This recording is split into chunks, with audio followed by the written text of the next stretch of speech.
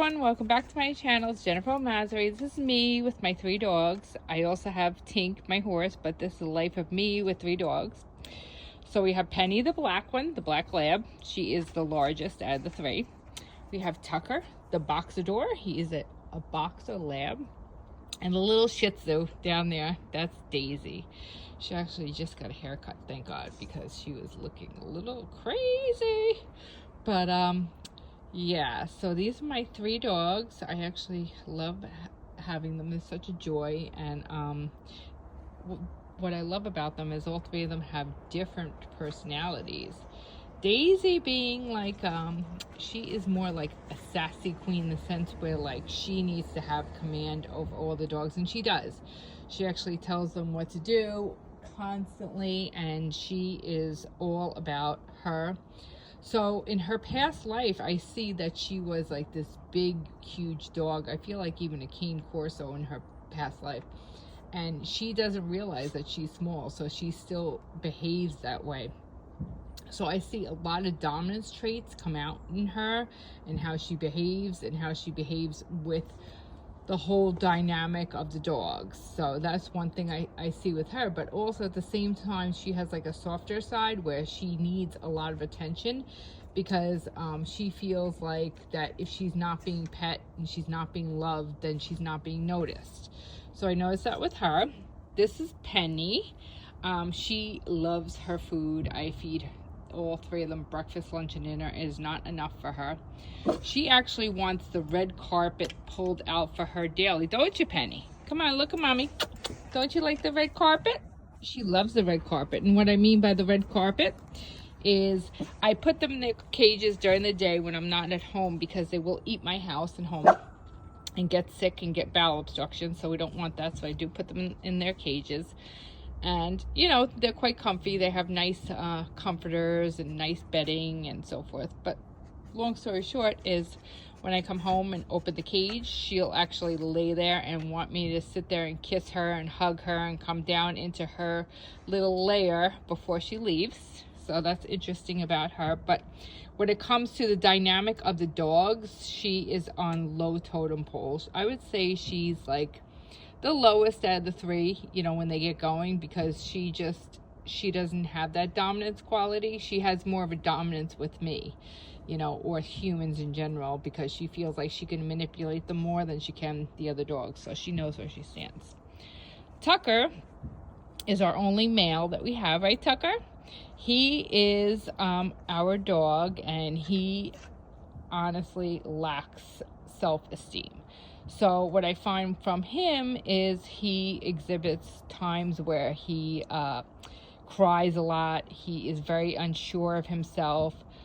He's constantly trying to get attention. He constantly has to know who's at the door all the time. He excessively barks at times. He will run around this yard like a maniac, you know, and I feel like it's due to stress at times because like he doesn't know how to, I guess, manage his energy because his mind is constantly going. Like if I can just tell you a dog that's mind's constantly going, it's his. So he has challenges with that, I find, as a pet reader. You know, so how I work through that with him is by, you know, of course, giving him all the attention he needs and just reassuring him. And he does not like to go in the cage as much. So I keep him out, and he honestly does not get into anything or eat anything as long as I put the garbage up. So, you know, I work with him because I realize that he is not capable of having that kind of relationship, like in the sense of going in the cage and being okay, because he actually freaks out. The other ones don't care.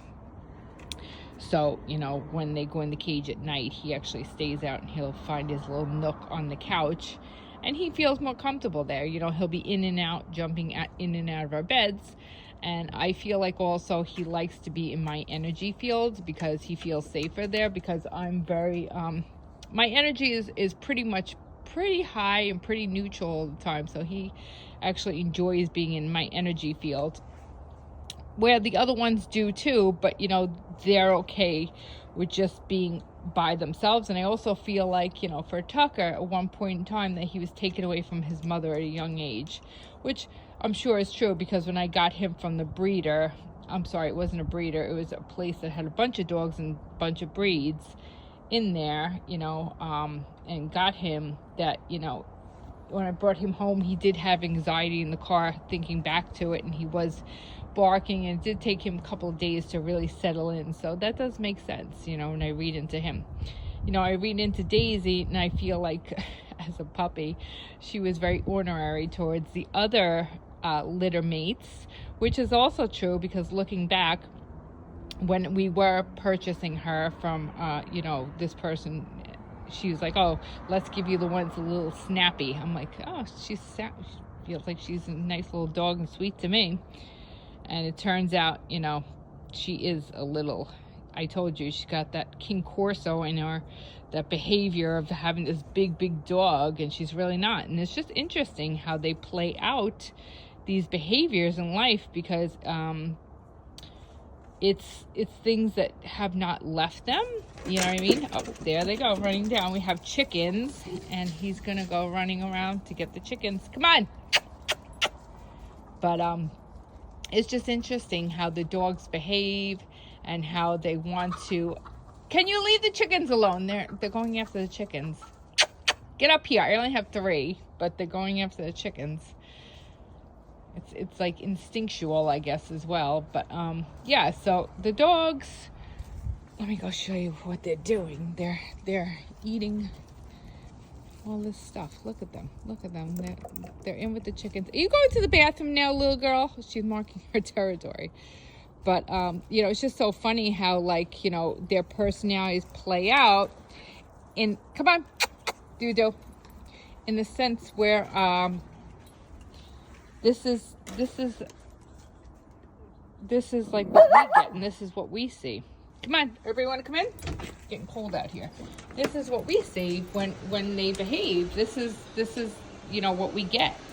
So it's just interesting to see their personalities, because if you ever thought about it and you understood their background, you understood what's going on in their mind. Tucker, come here. Who wants treats? Then you can understand. Tucker, come on.